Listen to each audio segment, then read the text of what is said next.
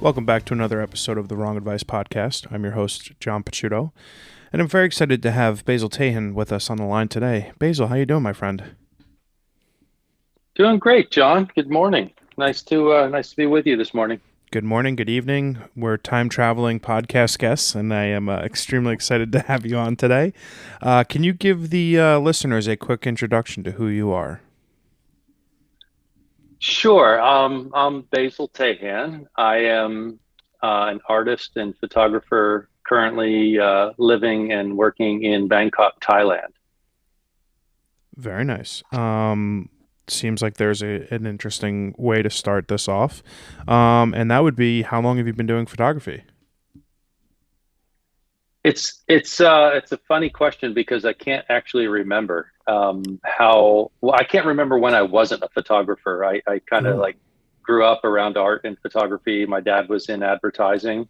So I was always kind of, I remember being chased around with an 8 millimeter video camera when I was super young and, grabbing it from dad and making video. Still have some of that footage, which is kind of fun to see. That's awesome. But Yeah. yeah, forever, I guess is the answer. That's cool. Yeah, I have a very reoccurring comment in my sincere. I don't want to use the word depression, but I do have a little bit of FOMO. The fact that I've only been doing photography full time for a couple of years now. It came to me later in life, but it is without question been the greatest gift I think that my life has ever given me. But talk to me about the early days, high school, college, post college, etc. Like, what was sort of the starting point in your journey in this field? Yeah, so I actually started professionally doing photography about 20 years ago. Um, and before that, it was really just a hobby more than anything else. Um, I was kind of a logical, kind of math-minded person. Mm-hmm. So I really enjoyed the, super low ISO, super high detail, using a tripod, shooting landscapes. Mm-hmm. Um, yeah, and just trying to do, scientific style photography, which was just really clinical, um, you know, in the style of the F-64 group. Just enjoying trying to use the camera as a copy machine. It wasn't really until I started professionally that I saw it more as a conceptual art form. That's pretty cool. I know that you and I have had a conversation, I would say like a month or so ago, around platinum palladium printing and some of the stuff that you do in the darkroom and such. Talk to me about mediums of photography and what draws you to one type of medium versus another, whether it's film, whether it's digital, and sort of how you've uncovered your photographic voice. Yeah, I'm pretty open-minded when it comes to the photographic medium. Um, I think that it's a tool for the job, if you will. I think that digital certainly suits well for some jobs, and analog is for me more aesthetically pleasing, more beautiful, more interesting to work with, more varied. Um, those tiny surprises that you get when you work with analog. Um, and I think that's really important, that it's, a refinement to the point where analog isn't, it's not like, it's not random. It's certainly well controlled, but it's got that tiny bit of like uncertainty that's always interesting to me. Yeah. So for me, I think my preference is, if I have the choice, my preference is to work, 100% in analog. Mm-hmm. Um, but I do a lot of my work, almost all of my work actually is some sort of hybrid between digital processes and analog processes, including most of the platinum printing and large format film that I'm shooting. Um, I'm doing some sort of hybrid process with the printing. See, that's pretty cool. It's funny. So, commercial work, anything that I'm likely being paid for that's not like personal work, whether I'm doing like a print project for someone, is mostly done digitally. And I really, really enjoy shooting street photography via film because there is that questionable unknown of what is going to transpire, right? You can perfectly execute, exposing of a film photo and anything can go wrong or go haywire, light leaks, etc. And I think it's that not entirely being 100% sure you captured the moment that really draws me to shooting film photography for street. And it's one of those things that I think that as I do more street photography and documentary style work, I'm drawn even further into the analog process because I think it requires me to slow down my process and be a lot more mindful of like what I'm actually seeing and what's going on.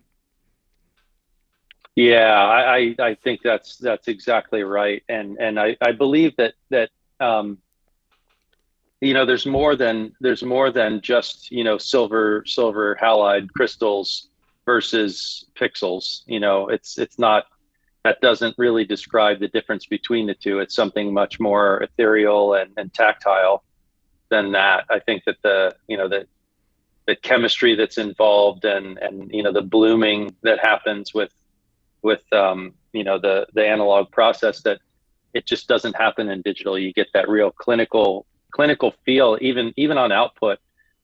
It's very hard to get away from that real clinical feel to it. And I think street photography is a perfect example of where that doesn't really work. The mood of street photography is that like real, you want to capture something human, you want to capture something emotional and real. And I think that analog definitely suits better when you're trying to do that. I agree. Yeah. No knock against any digital street photographers. Just to me, it just is too. I don't want to say too easy to do because some people make some incredible works of art via digital means. But to me, there's just like I can take 100 photographs in 4 seconds and one of them is going to look good. You know what I mean? It's not. Hmm. There's no tactile sort of thought process that goes there. You can very much spray and pray and come out with something beautiful. Hmm. And to that notion that like that you mentioned, the soul that comes out of the photograph and film. I think whether you're shooting street or nude work like you do, there is something inherently like beautiful. There is a softness in those types of images that are created via film that I think, again, when you're shooting digitally, they tend to come off a bit more calculated, a bit more cold, if that kind of makes sense. Hmm. I Yeah, kind of yeah, yeah. I think that's perfect. I mean, I think clinical is the word that I use mostly. It's just it's edgy, it's hard edged. It's yeah, there's just less yeah, less reality, less humanity, less like the world isn't digital. The world is random, and the space between notes, if you will, of life have some noise. They have yeah, some organic fill. and And with digital, there isn't any. Yeah. and imperfections. Yeah. Um, Exactly. So in preparation for the conversation today, I did a pretty deep dive into your foundation work, NFTs, and through your Twitter, and I find there's a hauntingly beautiful sort of story that you're able to tell in these black and white photographs. And I would just like to get some insight into what your process is like and what is like um, your plan when you're trying to create these images that you've spent, the last few years of your career sort of creating. Yeah, thanks, John. I mean, that really is nice of you to say, because it really is part of what I'm shooting for.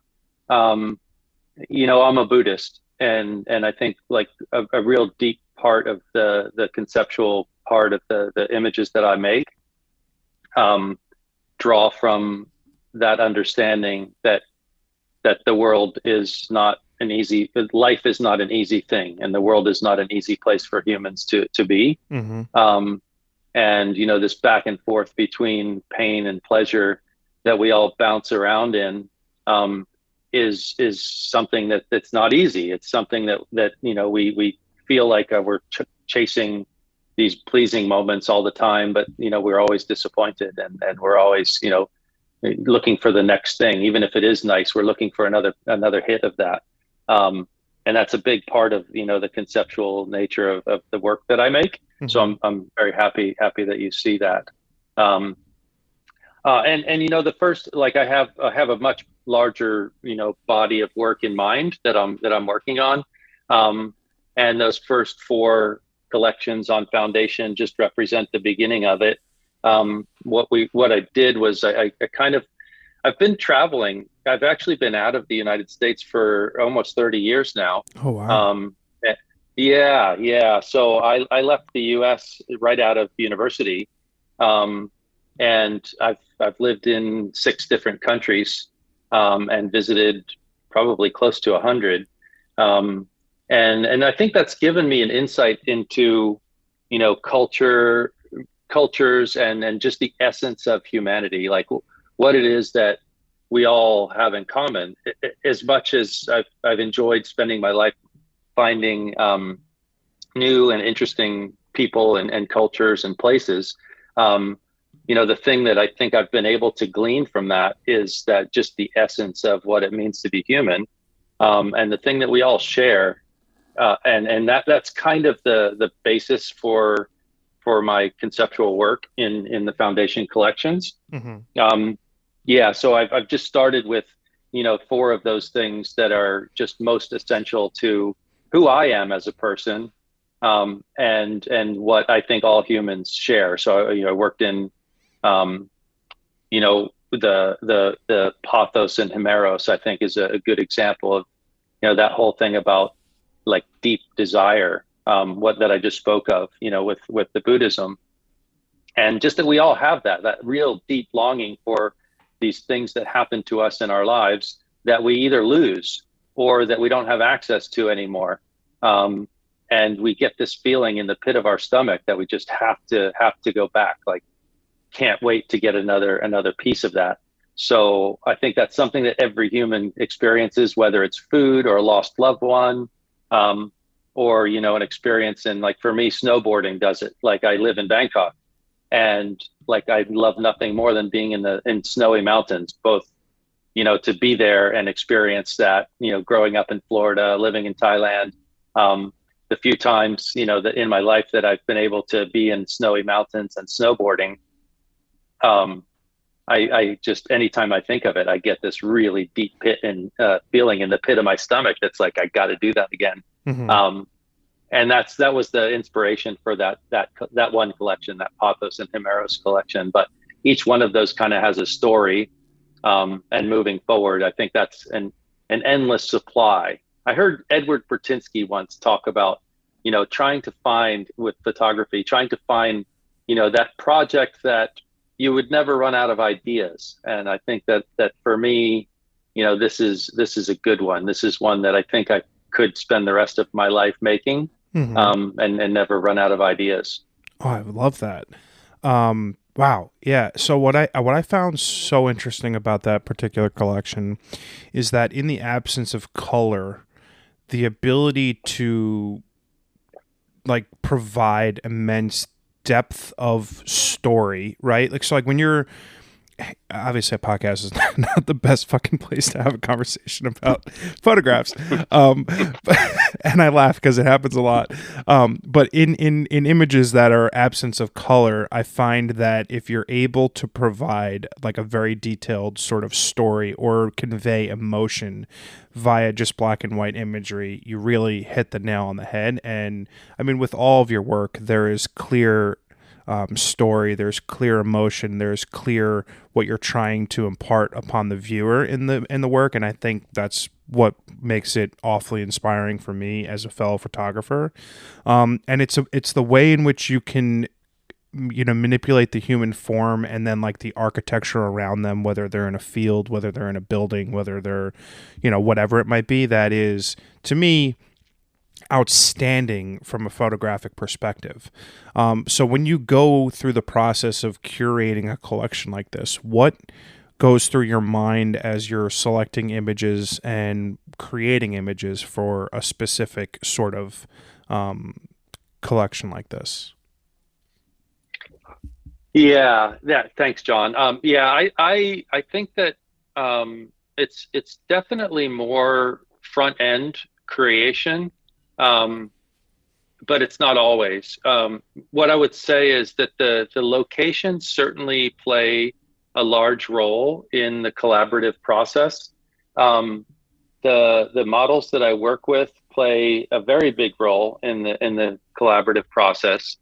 Um, and then it is really, it's an organic process, um, more than a forced one. Mm-hmm. I like to be open to, so we're all on the same page with the story that we want to tell, but we don't really know what the light's going to be like, what the location's going to present us. um, so yeah, like you said, it's hard without examples. But if people were looking at the collection, I think there's an example in Pothos and Himeros number 4, um, that we showed up early in the morning. We set out before the sun rose, and we climbed up into these hills. And as the sun rose, the shadows just formed these just beautiful curves and contrasting lines. Um, and then the models that I was working with that day, they're really close, and they've been through some things, together, where they're like really supportive of each other. So that all of those things kind of came together, me finding the place and the curves and the lines and the textures, and then showing them, okay, so here's what I'm seeing, and what I want to portray in this is a really deep sense of empathy, this real deep sense of, partnership through pain, partnership through grieving. And then they get to work. So, and then I'll use a digital camera, as a reference camera. Mm-hmm. And so we'll take a few reference shots with the digital camera, look at them together, and kind of say, okay, like this line, this curve is kind of a little bit, too close to the forms. Let's slide that around. And, within 3 or 4 minutes, we have that composition. And then I'll set up the whole plate, large format camera, and capture that. So yeah, I think that's kind of one example, but each place plays out a little bit differently than that. But I think that's a pretty general, a description of how things go. That's awesome. One of the things that I've struggled with, as I mentioned, I'm only a couple of years into my journey, whereas you've got 2 decades plus, um, in this wonderful career that I've stumbled into. One of the things that I struggle mightily with is how I consider or am able to tangibly measure my success. Right. When I was working in corporate America for the last decade, success was very easy for me to sort of identify. It was namely, how did I measure against my coworkers? Where was I in relation to my sales targets? Like, there are definable, ways to say whether I've been achieving the level of success that I wanted. Once I got to a creative industry and a creative career that is devoid of that, I at times struggle mightily with being able to identify what I would consider success. So for you, throughout your career, how do you measure success, and what do you look for as successful measurements of your career to date? Yeah, that's such a great question. And I did like, as you were asking, John, I did want to like flash back to, that description that you gave of the lack of color, really portraying emotion. So if we can Mm-hmm. go back to that Yeah, at some point, absolutely. I'd love to. Yeah. But yeah, I think the idea of success for me, I've been, gosh, fortunate and unfortunate in the sense that my professional career has been as an art educator and art historian. Hmm. So I don't have that piece hanging over the work that I make. I don't have to be I don't have to sell my work. Hmm. And so for me, that has never been the measure of success. And honestly, like when I come back from a shoot, the the the success is measured when I pull a print um, out of the developer and get goosebumps. Yeah. When I pull a print out of the developer and it moves me, um, and it happens often, man. It really is that's the point at which I feel so satisfied and so whole,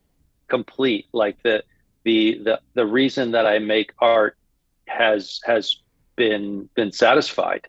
I feel this, deep, deep urge to make what I'm making. And then when I'm holding it in my hand, that circle gets completed and I feel that I can move on to something else. And I think that's probably for me, that's the biggest measure of success. That's So very, it's very yeah, it's very self satisfying. I think that's a very beautiful sentiment, and it ties nicely back into the idea of working in black and white and the emotion that you can convey with simple black and white images. Because if you're pulling a black and white photograph out of the developer and it's giving you goosebumps, obviously I know that you've been successful in capturing what you're hoping for. So talk to me about that. Yeah. And we can talk as much as you'd like about the platinum printing process, but like I started doing platinum printing about 8 years ago, and then I was lucky enough with Pradeep Mald and Mike Ware. So those guys really rewrote the platinum process in from a developing out process to a printing out process. It was actually something that was rediscovered from the mid 1800s, mid 19th century. There was a platinum printing out process, but it absolutely disappeared. Nobody was doing it. And it was rediscovered by these guys in mid 80s, I believe. And Mike Ware is a chemist. Pradeep Mald is a photographer and university photography professor. I think he's in Sewanee right now, still working. But they really worked for years to research and reinvent the platinum printing process. And I was lucky enough to connect with the two of them and help them a little bit, and they helped me. I ended up with one of my prints and a description of my work in their book that they just released less than a year ago. It's called Platinotype. Wow. And it's a start to finish. It's in regular bookstores. You'd be able to find it. And they pretty much start to finish rewrote how to work. For me, it was like a huge influence on why and how I do what I do. But yeah, I think that's the printing out process is beautiful because as it's being exposed to light, the print actually is appearing before your eyes. We're using a split frame contact printing frame. You're able to kind of lift it up and check and see that it's where you want it to be. And then you pull it out and you put it into the developer. And yeah, that moment is just magical. And anybody that I teach, I do platinum printing workshops. Anyone I teach, you can just see, you can feel the excitement when they see their first print come out. And the black and white, as we said, that whole kind of emotionality and real, tactile feel to a black and white print with platinum is even enhanced even further, as there's nothing between our human senses and the tonality. There's no plastic, there's no gelatin layer. It's metal particles laying on top of cotton fiber. So there's this real deep connection, like physical connection between the person who's made the photograph or the viewer who's looking at the photograph, and that tonality that really just conveys the emotion. Yeah, it's beautiful, and I Yeah. really recommend and encourage people, even if it's something that you don't think you'll ever do, go to galleries close by and have a look at platinum prints. It might change the way you look at photography. Oh, for sure. I mean, I've got a cop out. I do steal a lot when I do these podcasts because to me, it's inspirational to have conversations with other artists and be able to look at their work and sensibly be able to sort of peer review stuff that I find incredible, right? And I think there is so much emotion and storytelling in your images, and when you like take the color aspect out of it, it's truly remarkable because you're able to like detail a multi-dimensional story in two colors, and I think just that's such like a beautiful, wonderful, really cool thing. And it leads into an additional question of mine, which is what inspires you to create art and why do you create art? Yeah, I think with the black and white piece, it's so interesting because I when I look at color imagery, I see subject first and composition second. And I think for black and white, that removal of color allows me to work in the reverse. I see emotional composition first, textures and contrast and tone and overall composition, um, and then subjects after. Yeah, so I think that for me anyway, it just kind of reverses the way I look at images. Mm-hmm. Um, yeah, inspiration for me. I think I've kind of already talked a little bit about that in the sense that it's humanity. It's my connection with who I am, my place in the world, and I'm 53, John. So I don't know that someone who hasn't had the experiences I've had in life would completely understand how traveling the world, seeing everything from like extreme poverty to immense wealth, side by side, Mm-hmm. but those people suffering the same, those people having the same joys and suffering regardless of place and Yeah. and position and socioeconomic status, and those are the things that like make me realize how lucky I am to wake up in the morning and have this beautiful thing that the universe has given, that is consciousness, that Mm. is vision, that is like every moment of my day is an experience that I embrace, whether it's sitting in a dentist chair having my teeth drilled out, that's something that, yeah, honestly, I'm saying that because I've got a mouthful of cotton right now. Um, yeah, so like I think that's something that I've learned how to say, this is what it is to be alive. This is what it is to experience, and we're, as far as we know, we're the only thing in the universe that has that. We're looking, but we look around us, and I think we've been gifted this thing.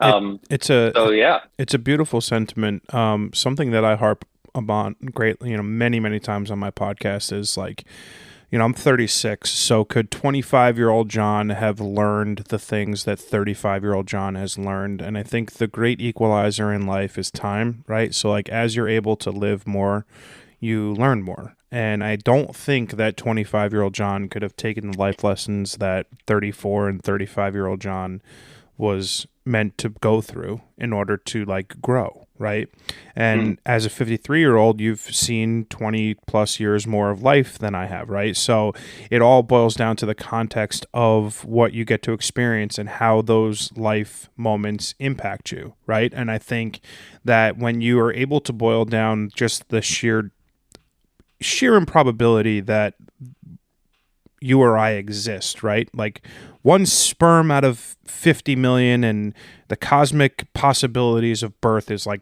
400 billion to one or something insane. It's just truly remarkable that we're even merely alive. yeah, I love that, John. I think it is. I have to be careful when I have conversations that I'm not putting myself above anybody else in the sense that I've had these wonderful life experiences. Um, and I'm like, you can call it lucky to be alive, but at the same time, like I'm not much closer to not having this anymore. Yeah. So like I am jealous of the youth. And what I would say, yeah, what I would say to young people is it's really less about how old. And I love that you referenced yourself in each one of those, because that's all we can speak of. Hmm. But it's more about experiences than time. Time allows us to have experiences, but someone who's younger, who has had a lot of life experiences and opportunities, certainly could be in the same position that we are. Oh, for sure. Hmm. And I think that that's, for me, I never want to come across as condescending, Oh, no, not at because all. it's just place in life, and what I've been able to see and experience that's allowed me to have these insights, really. Yeah, Just no, luck. I don't get that Mm, impression at all. Fear mm, not. Yeah, mhm, I look at it in context to myself, right? And I often find myself in a completely different place from everybody I know and people that I've grown up with and friends and family. And that's totally okay. Like my life path is completely different from them. That makes me unique, right? I don't need to do everything that everyone else is doing. I'm, marching to the beat of my own drum, so to speak. And I think that, mm, if you're able to sort of find the path or the calling that you're looking for in life, it can in a lot of ways be very freeing. It is traumatic and it is trying at times, but ultimately when you end up getting to the place where you're supposed to be, or at least following the signs and the patterns that life is trying to give you, things tend to get easier, right? You relent yourself to like life and you just sort of like go with it, and I think things can be better in that regard. yeah, yep, exactly. I think that's exactly what I was getting at. Um, and yeah, it gets more. You just develop more understanding, And and I think appreciation, through yeah. exactly, yeah, exactly, and empathy. I mean, hopefully, I think Yeah. for me, that's the one thing that the older I get, the more emotional I get when I hear stories of people suffering things that I've already suffered and have figured out how to deal with. I just want to like hug them and say, hey, look, man, I know how you're feeling. Believe me, I want to help you get through this. Yeah. Well, I'm curious, how much of that empathy do you think you pull from your religion? We don't have to get too into the weeds in terms of your Hmm. religion, but it is a very forgiving, very understanding, you know, place. So I am curious how much of like that was learned, versus perhaps innate. Yeah, I think it's probably a good mix of both for sure. Um, there's just that real deep understanding that everybody has the same experience, and it's so easy, when we have rough times, to go inside ourselves and feel like, why me? Hmm. Why is this happening? That's the natural reaction. Um, and I think through my studies, I've realized that it's just everybody's the same, and everybody has those same experiences. Um, and if you haven't yet, you will. Hmm. So be ready. Like um, going through life is a painful thing, and the more joy you have, the more pain you're going to have. It's just the way of the world. Yeah, and I think that for me, um, anything that I can do to help other people, suffer less, is something that I want to do. It's not difficult for me to do that. It's really easy for me to reach out to people and open myself to conversations, and yeah, that offering of help. I love that. Now, was 33-year-old you like that? 33-year-old me, that was a pretty big transitional time for me. Certainly 23-year-old me was not that. Yeah, Um, yeah, not many are. yeah. um, yeah. I think, I moved to Thailand 11 years ago. Hmm. Um, and, I had studied Buddhism before that. Um, but when I came here, you're surrounded by a culture that, they're not necessarily deeply practicing Buddhists, but Hmm. the culture of the country certainly reflects those ideas of helpfulness, like embracing family. Um, there's really just no homelessness here, because why would there be? Like, Wow. if somebody's homeless, then give them food. Like Yeah. it's kind of a no brainer. If the whole idea of people surrounding themselves with other people who can help each other is just part of the culture. People don't set off on their own like we do. I'm an American, right? So the whole idea is to get out of your house as quickly as you can and set off on your own. Um, Maybe that's gone the other direction a little bit lately, but yeah, I think that's one thing that when I came here, I'm like, oh, I see. If everybody works together, um, then the bottom comes up a little bit, and I think that's a beautiful thing. Yeah, for sure. It is much more of an Eastern practice, I would say, right? Unfortunately, as an American and knowing what has transpired in this country over the last, call it 6 years, it is not necessarily trending in the right direction. And I think that is an unfortunate and sad reality of just the overall state of the world, that is Mhm. not commonplace anymore, or it's much more singular minded, singular focused, and it's an unfortunate sort of reality that we've landed in as a species. I fear for the future. I do. I genuinely, there is part of me that believes there is the likelihood that I'm sitting on the dock of the bay watching Rome burn, kind of a Mhm. situation, which would be an unfortunate circumstance for sure.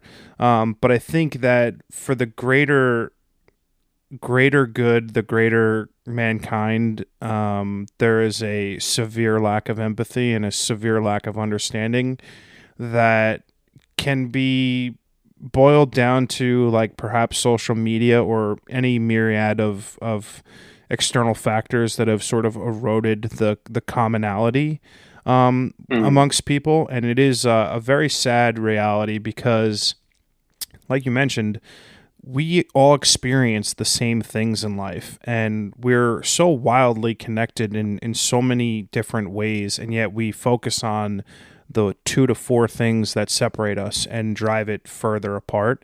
And it's an unfortunate sort of self-fulfilling prophecy where we found ourselves as a society just drifting even further to our echo chambers. And yeah, Mhm. it doesn't much seem like there's very much light at the end of the tunnel, unfortunately.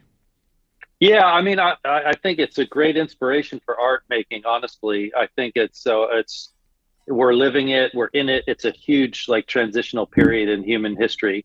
I don't think there's any doubt about that. Everybody's kind of seeing like this ain't the way it was 20 years ago, and you've been around long enough to get that.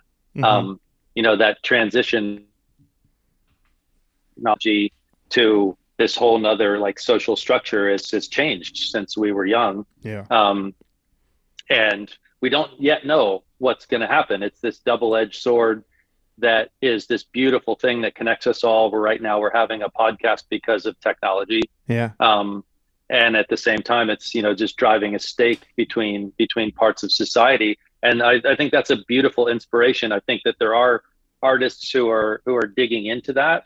Um, and for me, it's a little bit too far to one side of what I like to create. Hmm. And I love that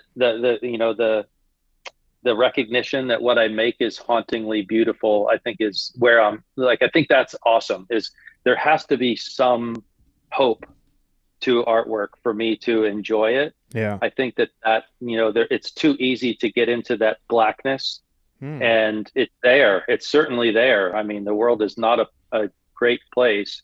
Um, and there are artists. I think Sebastião Salgado experienced near death um, by making artwork in Rwanda.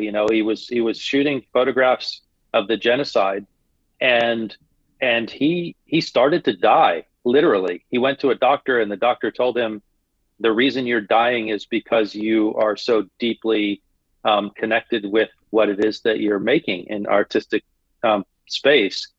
And, you know, other people, Diane Arbus had really struggled with mental health because she went into that dark place of, you know, the ugly side of humanity. Mm-hmm. And Sylvia Plath, and, you know, artist after artist that you can find who went there and did something really important to say, you know, this is dark, and it consumed them. So I am so deeply connected with my artwork. You know, those goosebumps that happen are real, and I want them to be hopeful. I want them to be something that when I'm gone, my platinum prints are hung somewhere, and someone has the same goosebumps that I had when they see those or experience those. So yeah. Man. Basil, I mean, that is a wonderfully beautiful sentiment, and I think unfortunately rather too uncommon in the world that we live in today. Man, that's wonderful. I'm struck by that, and that will sit with me, because it is a wholly unselfish sort of thought and feeling when you're articulating your own artwork in that way, and I think that's really beautiful. When you consider that something like art is beauty is in the eye of the beholder, right? If you've created an image that provides you goosebumps, that's something that you feel viscerally connected with, but it doesn't necessarily connect with the audience at large, does that do anything to your confidence? Does that do anything to stoke the ideas of imposter syndrome? Does that have any effect on you? Yeah, I mean, to be honest with you, I haven't really had the opportunity to get enough feedback about my work to have experienced that. Oh. Yeah, I honestly, like, I've only had positive feedback when people have seen my work. I have never, I don't know if people are just too kind. Yeah, I don't know if people are just too kind to tell me my work is shit or not, but well, it's certainly not shit. It's certainly not shit, but that is very funny. Yeah. Yeah. No, yeah. I mean, but I think I can still speak to it and just say that I'm really not making it for other people. And I think that again, that really frees me up so much as in terms of being a creative person, when the purpose of making art is to have self-gratification, then I just tear it up and throw it in the garbage if it doesn't work. Yeah. I don't put it out there, right? And if it does work and it gives me those, that feeling of elation, then it's done. And I'll share it, and if people like it or don't like it, it doesn't affect me. It really doesn't. And I'm not demeaning that like real sense, because I'm an art educator, and I get it like deeply how important feedback is for artists. Because I do it constantly, every day, all day. Yeah. And I have to do it very carefully, because my goal is to create as many lifelong artists as I can create, and stomping on people is not the way to create lifelong artists. You can end a career. Yeah. Like, people can just say, I'm not good at this, I'm done, You know what? I think anyone who steps into this sort of realm and this career path is a bit of a masochist in that regard. Absolutely. But I do think that that old Spider-Man quote, with great power comes great responsibility. And as a teacher, it is incumbent upon you to sort of create a safe space to be able to provide necessary feedback, but not negative feedback for the sake of negative feedback, right? And I think, having done it for a number of years, I'm sure you're very inept at, or apt. Was it inept? Apt? Apt at doing that. Yeah, I like apt. Yeah, that's a cool word. Yeah. One of the things that I was struck by when I was reviewing your work is how whether it was in an individual collection or the overarching sort of theme and story with your work, it's like very linear, right? And like I feel like you're very good at being able to provide context and story to images. And to me, I nerd out on that kind of stuff. Like I like being able to feel something when I look at an image. But as an artist myself, I do struggle with being able to come up with the stories that I'm trying to tell, right? For a lot of years, I was a writer, and it was very easy for me to tell stories because I could put pen to paper and write the things that I'm thinking and feeling. But when I'm working in, a stagnant, non-moving image, it's hard for me to sometimes be able to convey the emotions that I'm trying to provide with my imagery. So talk to me a little bit about how you're able to sort of manufacture that in your work. Yeah, so you're really striking a chord here. I believe that it is absolutely necessary for art to move people in order for it to be valuable. In order for art really to exist at all, it has to do something, Mm-hmm. and it has to have purpose and meaning. It doesn't need to be deep, but it needs to happen. Mm-hmm. There needs to be some reaction from a viewer. um, I think that there's so much variety, from a Jason Pollock painting, through to a Gregory Crutzen, photograph that's like completely cinematic and storytelling in its nature, to just visceral reaction. So I don't think that there's a right or wrong like level of storytelling. And I honestly, John, I think that if photographs are um, complex enough and good enough that that em, that really embody the understanding of humanity, then they write their own story. Like we were doing a review space the other night, and we looked at a Martin Parr photograph. I'm not sure if you were in that space or not, but it's a Martin Parr photograph where it's just a beach scene, right? Like there's people sitting on the beach eating food, and Martin Parr just like beautifully sees the light and sees the color and frames this thing up and shoots it. Mm-hmm. Um, and then it's it's not until afterward that you recognize the really like complex, deep, um, staged storytelling that's happening in that image. And I don't believe that he does it consciously. I think he's seeing it subconsciously, um, especially with street photography. There's this like stage in front of you, Mm-hmm. and you're trying to like put a rectangle around parts of that stage that are visceral, that Mm-hmm. are like, yeah. And I think that happens. It has to happen subconsciously. It's too complex to break it down. So Yeah. like that's one part of photography where I'm more of the Gregory Crutzen style, that I like to develop a story before I even think about picking up a camera, um, and then slowly work towards, okay, so am I going to use a still life to tell this story? Am I going to go and try and find this story in the streets, or am I going to try and use models to create this for me? The work of Jeff Wall is so inspiring to me because he kind of works the same way. He makes his photographs with his mind's eye, by living life and really just being open to the experience of going through his daily life.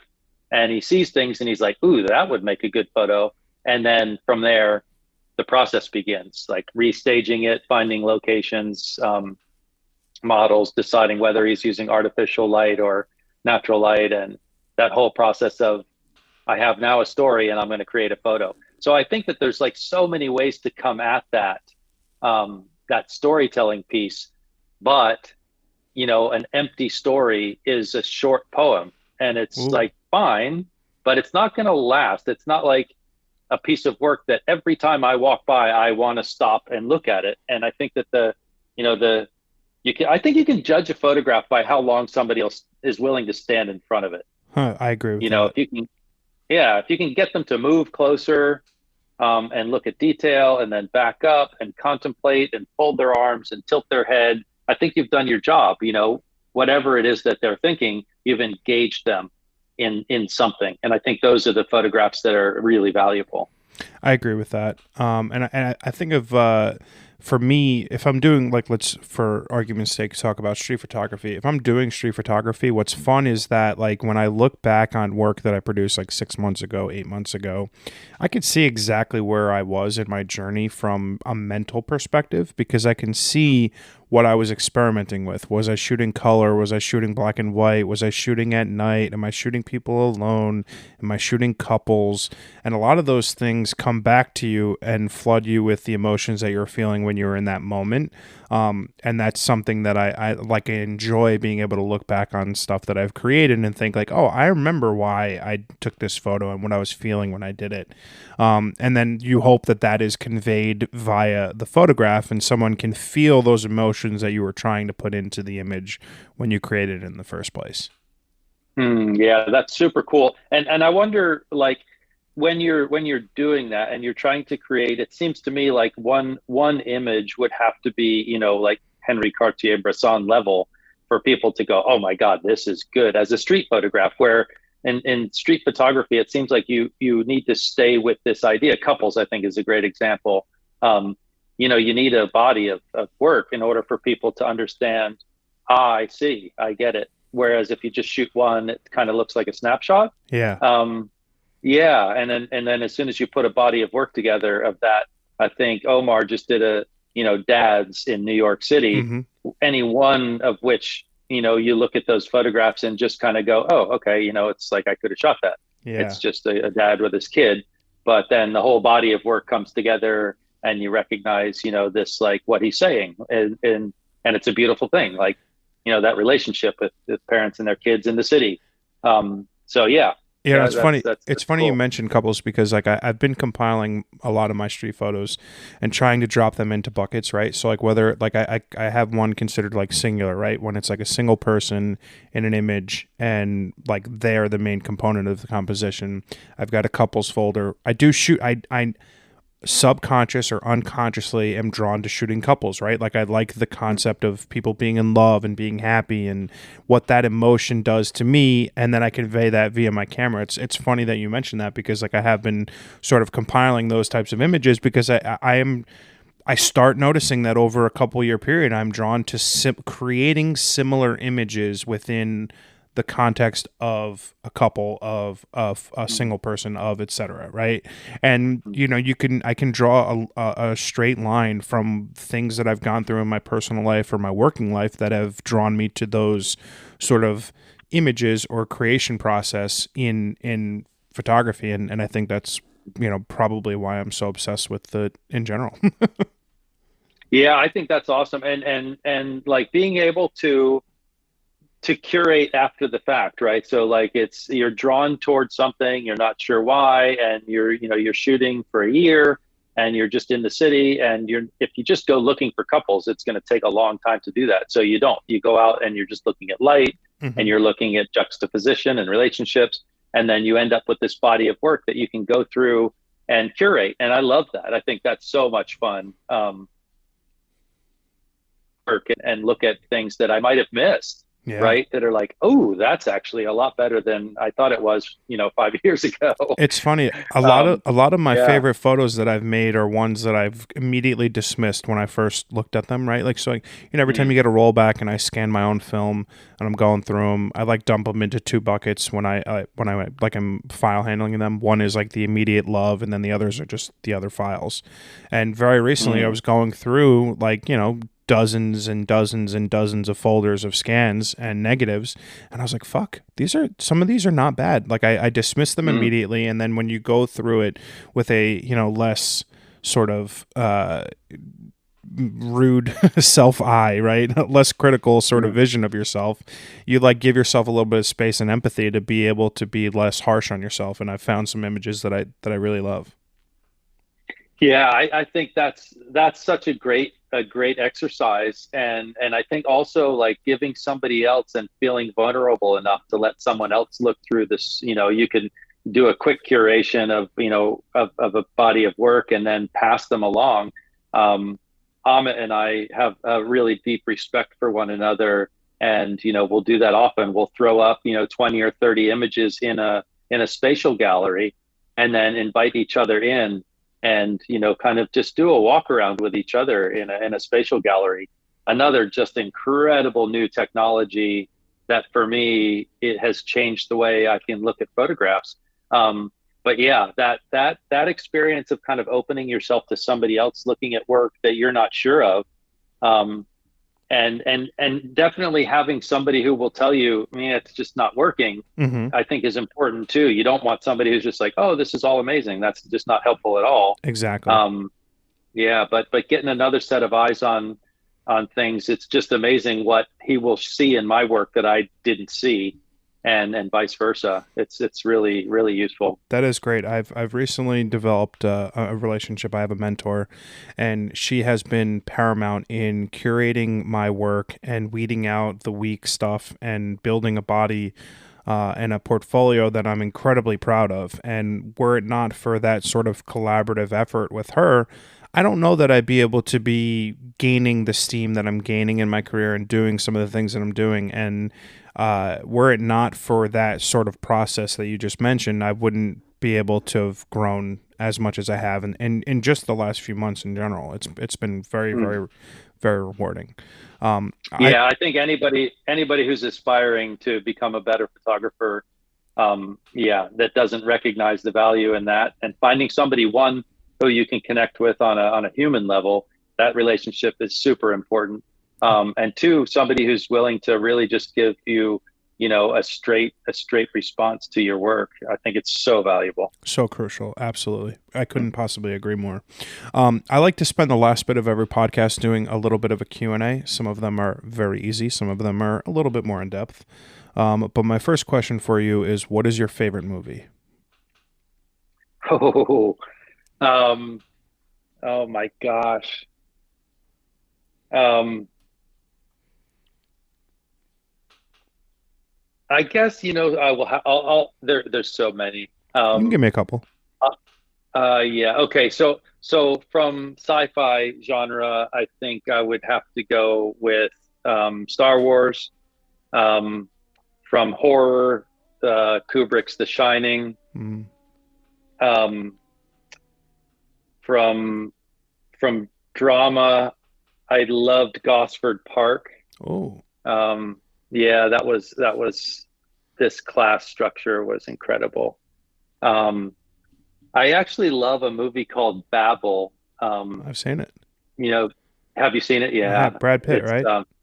yeah, Hmm. just like that. I'm actually making a body of work called Babel right now because that movie was just like this idea that humans don't communicate very well, Hmm. and as soon as we add, language and technology and culture, those things were just so beautifully done with the deaf child and the Moroccan language, Arabic language and English language. It was just Great that movie. movie. I just loved it. Yeah, Hmm. so good. Yeah, that's a short list anyway, but I Okay. could go on forever on those. I love film. Me too. I watch pretty much everything. What's your Mm. favorite food? Pizza. Nice. That's an easy one. Is that Yeah, it's not good for me, but I can eat pizza. If I order a pizza, I eat the whole thing, John. So that's a bit of a problem. out of curiosity? I would imagine that's not the easiest thing to get in Thailand. Yeah, it's pretty bad. Yeah, we have Pizza Hut, Domino's Pizza, all really bad pizza. Um, Well, but now I understand why you could eat the whole thing, right? Yeah. yeah, the craft pizza places are popping up. So yeah, I mean, like a nice spinach and feta cheese pizza Ooh, is right up my alley. Yeah, good stuff. nice. What is your favorite book Favorite book? Um, or books? yeah, I love Zarkovsky's 100 Photographs. Hmm. Yeah, that one moved me and changed the way that I work. Um, gosh, early influences on me were just so much philosophy that I read when I was in university. I was really into philosophy, so um, Tao Te Ching changed my life in terms of reading books on philosophy. I think that one that one probably be at the top of the list. Okay. Do you believe in an Mhm. afterlife? I don't. Yeah, Interesting. I'm very, very scientific, logical, stardust. Interesting. You Yeah. know, Mm. you are in the minority on podcast guests that don't think that thinks there's nothing after. Okay. Yeah. Doesn't Yeah. that sort of like oddly like make you feel a little bit better knowing that most people that I have on think there is something after? Because it has been Yeah. for me. Yeah. Yeah. I'm an atheist and Buddhist, and I find that there's just no evidence to me that there's anything beyond what there's the spiritual. I believe that there is, something ethereal, but I just don't believe in the fact that there's a soul that exists beyond our physical realm. Yeah. Yeah, that's fair. I mean, I don't agree. My basis is not, sort of covered by, say, religion or anything like that. I think just when you look at the just sheer cosmic improbability for existence to happen and there not have been some sort of, divine intervention, fucking whatever code, whether we're in a simulation, who the hell knows? I just think like when in the grand scheme of just the sheer improbability of existence and me and you having a conversation via fucking computer in 2022, it's just like there's got to be Hmm. something later. I don't know what it is. I don't know who it is. I don't know how it is. I don't think I'm going to be partying in the sky with my family. Who knows? But Hmm. just the Hmm. the likelihood is there has, the hope is that there is something. Yeah. I'm sure Yeah. I open think to it's it. exactly, exactly. And I hope I'm wrong, John. I Yeah. hope I'm wrong. What gives you confidence? Um, I think confidence comes from relationships with other people. Yeah, I think feedback from loved ones and peers, I think, is the thing that gives me the most confidence. When you do something or say something and someone reacts to it in a positive way, I think that gives me the most confidence. I like that. What's the best piece of advice someone's ever given you? Um, I think it would have to be, it's so common and it'll sound cliche, but just be true to yourself. Hmm. Um, was one thing that my father would always, he would always say, um, you know, as hard as it might be, um, if you feel a certain way, or you do something that you think is right, um, then don't let don't let other people influence how you're going to move forward. Like be really introspective, um, and do the thing that is right for you and who you are. Yeah, don't be influenced, yeah, by people who might be steering you the right way or the wrong way, but at the end of the day, you've got to be true to yourself. Yeah. Yeah, I like that. I'm a big proponent of don't worry about the wreckage of the future, right? Like we can Mm, worry ourselves to death and worry about the outcome of any number of things in life. And if you spend your days worrying about something that hasn't even come to pass yet, it's not exactly the most wonderful way to live. And it's a motto mm. that I've implemented tremendously throughout my life. But yeah, I mean, at the end of the That's day, awesome. yeah, you got to just do what makes you happy and try to live your best self and best life as possible. We have such a short amount of time here, for sure. Last Mm. question. Give me a recommendation for something that you've recently consumed. It could be a podcast, a movie, a TV show, a book, just something that you've recently watched or consumed that you'd like everyone to check out. Yeah, I would say that the Brief Encounters movie, if you haven't seen that, or if anybody listening hasn't seen that, um, is it is just from I've watched it 10 times, and every statement from beginning to end, it's an hour long, and it's the story of Gregory Crewdson's kind of life and how and why he makes artwork. And I think it's been the most influential thing that I've consumed in a very long time. Nice. I'm adding that up next as we speak. It's incredible. I recently consumed Love, Death, and Robots on Netflix due to the recommendation of Jess Licata. She was on my podcast a couple weeks ago, and I ran right through it. It was so wonderful. It was just such a nice little treat of a show, and it's super short and quite enjoyable, and I really, really had a good time consuming that. Basil, I love the fact that there's 10-minute episodes and they're just like so packed with like, oh my God, that's amazing. I need, honestly, like, so I know short form is slowly taking over the world, which, we can have an entire podcast on that in general. But I do fully agree with you. If you're able to tell an actual full story in 10 minutes, like, that is wonderful storytelling. And I think there is something to be said for people who, for 20 minutes or less, can gain your attention, articulate a story, and deliver from start to finish, and I find that just so wildly wonderful. I was just a big fan of it completely. Basil, I'm so incredibly thankful that you were able to come on the podcast with me tonight. So very much enjoyed our conversation, and it was just such a treat to have you on. I really am so wonderfully thankful that you gave me your hour this morning for you and this night for me. I have a very cheesy line: if you've been on my podcast, you're part of my family. So thank you for giving you my time, and just thanks so much for coming on.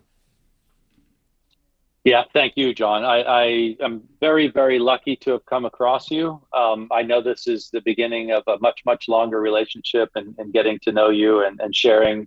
You have so much to teach me, and I appreciate the time that you've given me today, but I know it's just the beginning, and we'll be sharing a lot more in the future. So I appreciate that, John. Oh, thanks so much. That means the world to me, Basil. Thanks so much.